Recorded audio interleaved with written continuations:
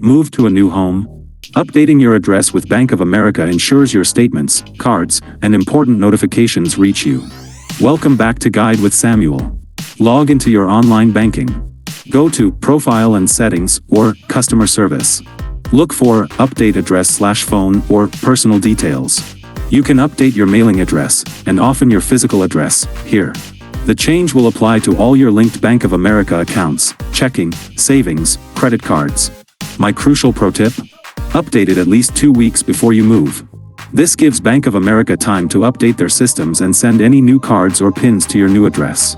Also, set up USPS mail forwarding as a backup to catch anything sent to the old address during the transition.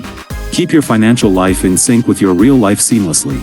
How many places did you have to update your address after your last move? For more essential life admin guides, hit subscribe. Thanks for watching. I'm Samuel, and I'll see you next time.